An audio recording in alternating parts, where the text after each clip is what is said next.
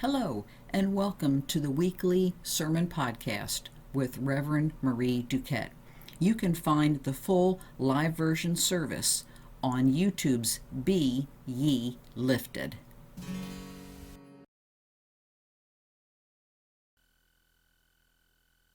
Matthew, the 27th chapter.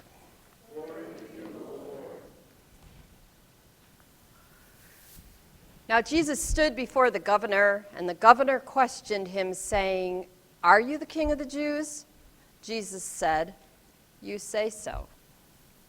And when he was accused by the chief priests and elders, Jesus did not answer. Then Pilate said to him, "Do you not hear how many accusations they make against you?" And Jesus did not answer him, not one word, so that the governor was greatly astonished. Then the soldiers of the governor took Jesus into the governor's command post, and they gathered the whole cohort around him. They stripped him and put a scarlet robe on him, and having woven a crown from thorns, they put it on his head along with a reed in his right hand, and they knelt before him and mocked him, saying, "Hail, King of the Jews!" And they spat on him. And they took the reed and struck him on his head. After mocking him, they stripped him of the robe and put his clothes back on him. Then they led him away to be crucified. Now going out, they found a Cyrenian man named Simon. This man they conscripted to carry his cross. And coming to a place called Golgotha, which means skull place, they offered him wine mixed with vinegar to drink, but when he tasted it, he would not drink. And when they had crucified him, they divided his clothes among themselves by casting lots. Then they sat down and keeping watch over him there. Now they placed over his head his charge, written as, "This is Jesus, King of the Jews." It's the gospel of the Lord. Praise to you, Lord Christ. The different accountings in 2 Kings, our first reading today, suggests chaos and confusion rather than specificity in spite of the recorded numbers. The broader sense is that everyone who was anyone was exiled except the almost overlooked poor of the land, tucked away at the end of verse 14, never to be mentioned again. In the last verse of the psalm, verse 9, we know the God of Hagar and Sarah is also the God of Abraham. In Hebrews 1:1, we are reminded of the diversity in Israel's prophetic ranks when we read that God spoke to the prophets, female and male, in case you thought that all the prophets were female. And in the gospel reading from Matthew, at the end of the first paragraph, verse 14, the word translated as astonished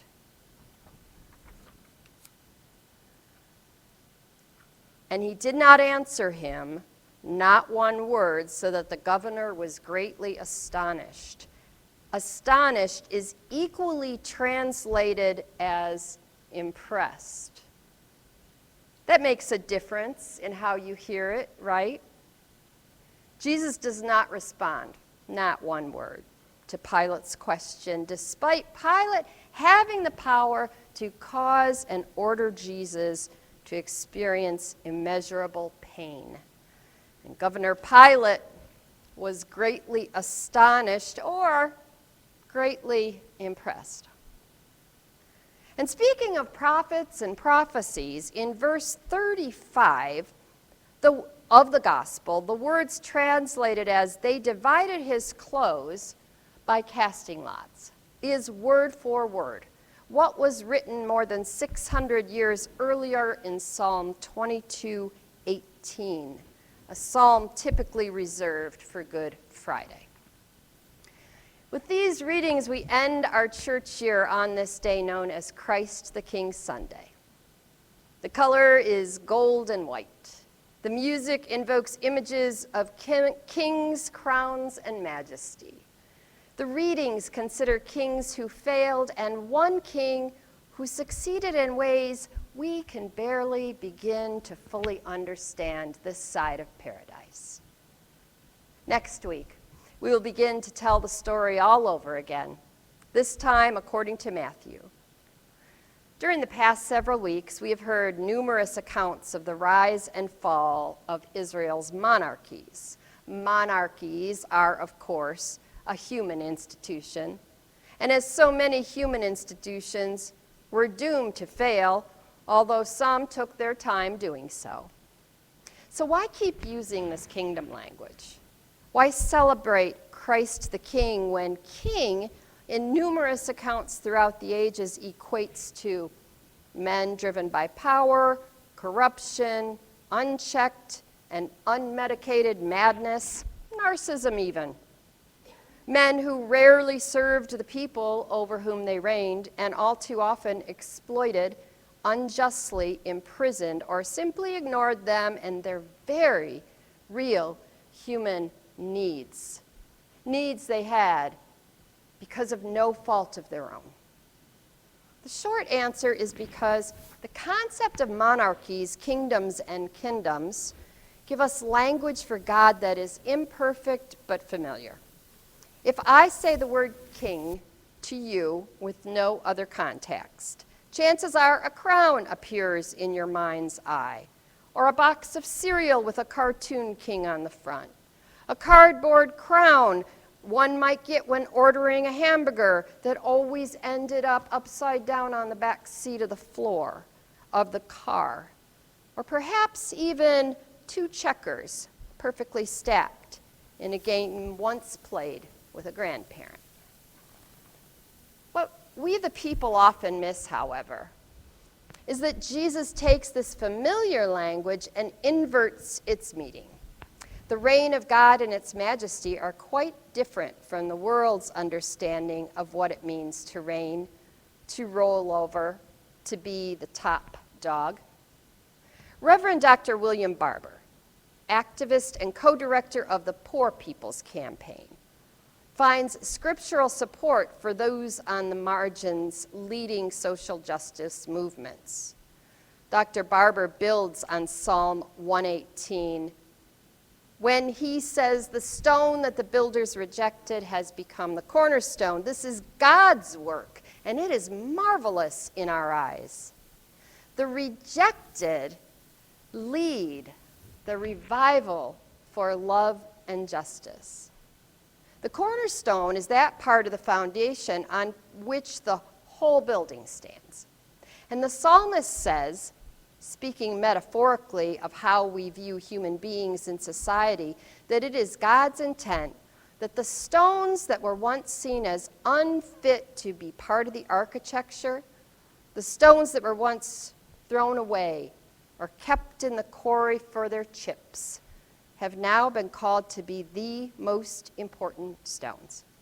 The rejected stones make the best cornerstones. The rejected stones actually make the best foundation holders.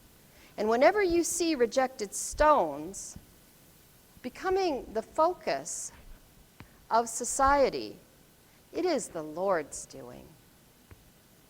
Last week, I asked you to begin contemplating 3 questions as we move forward together in faith. 1, how has the pandemic changed you?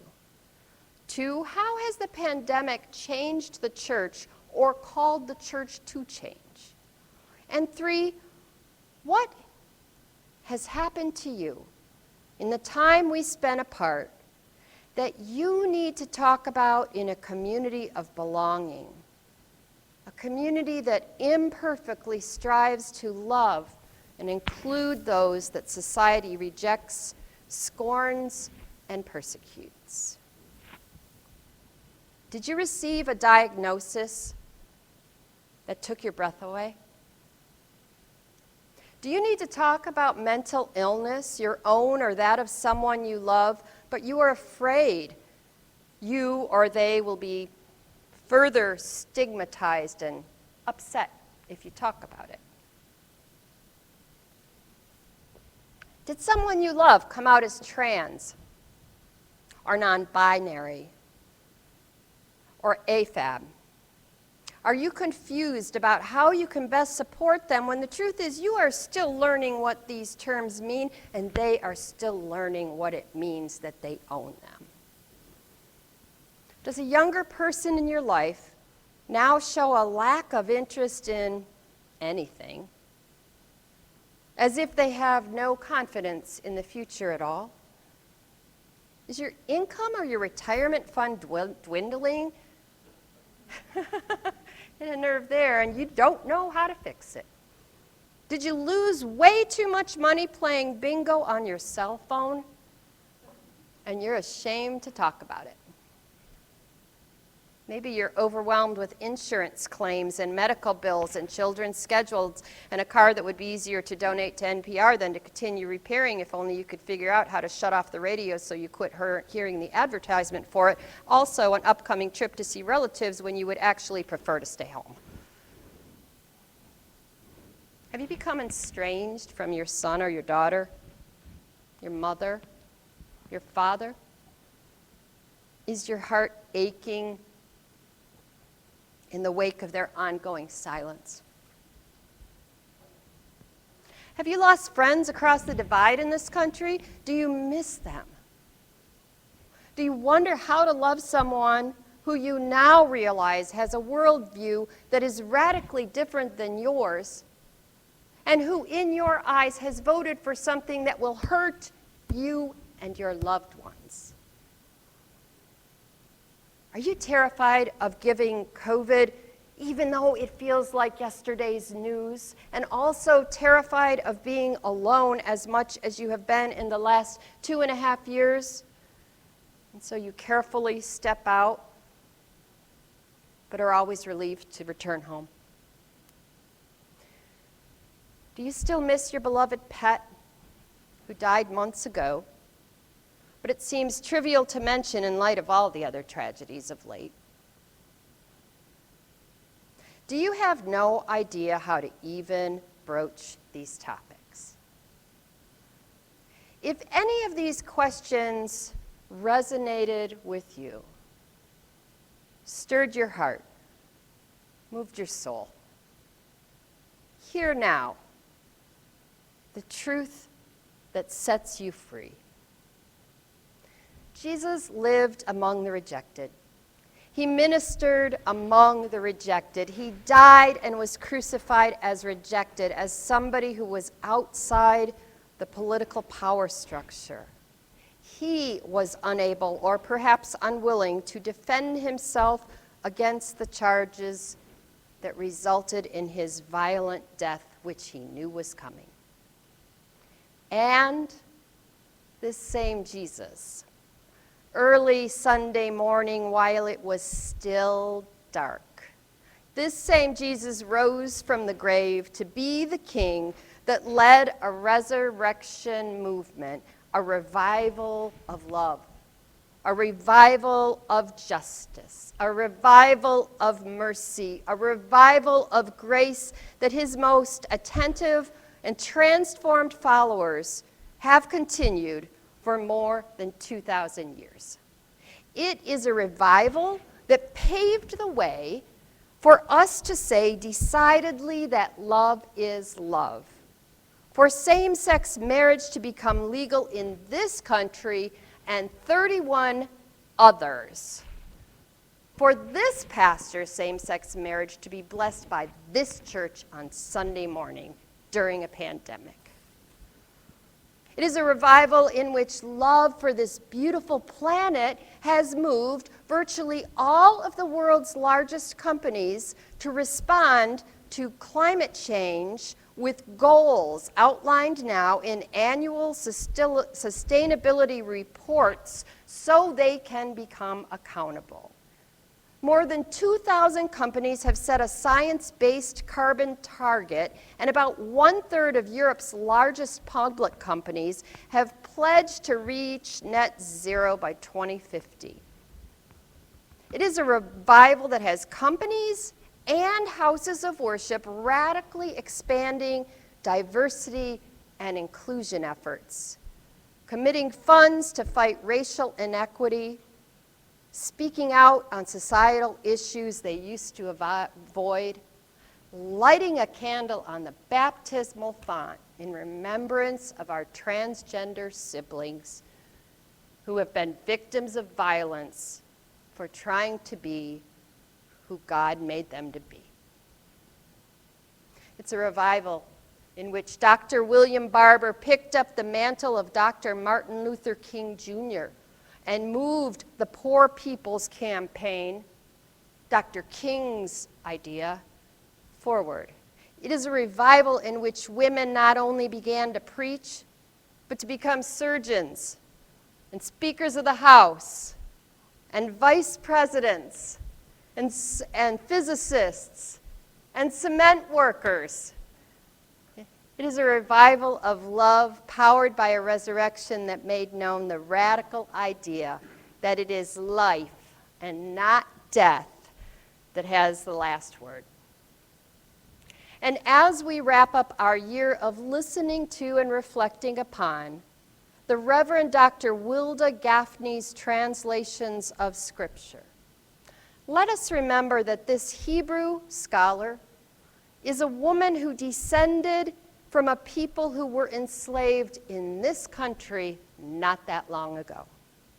This brilliant teacher who has helped us see that the Bible is filled with women whose stories have mostly gone untold until she decided to use her God-given gifts to center them, that we might see our stories in theirs and realize this Bible is for us too.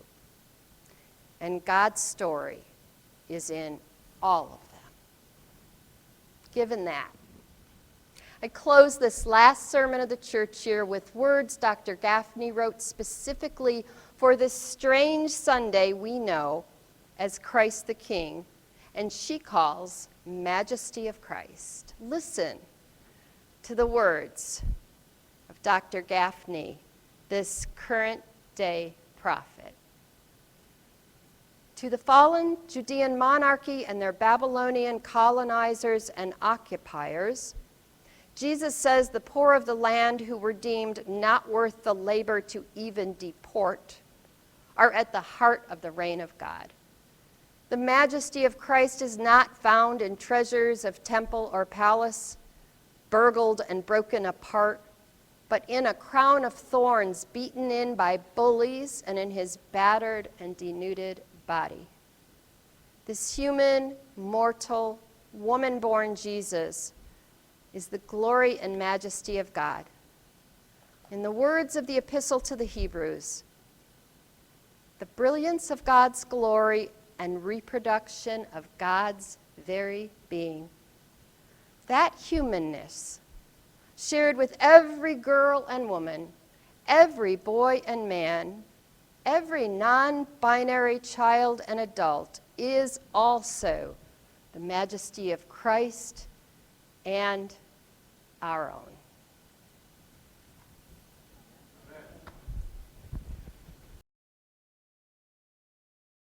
You just heard from Reverend Marie Duquette, pastor at King of Kings in Ann Arbor, Michigan.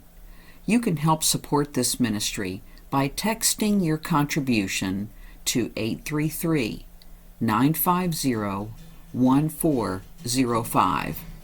That's the U.S. 833-950-1405. You can find the full service video on YouTube Live at BU Lifted. Drop us a comment or join us on live chat at 9:30 a.m. Eastern Standard Time Sunday mornings.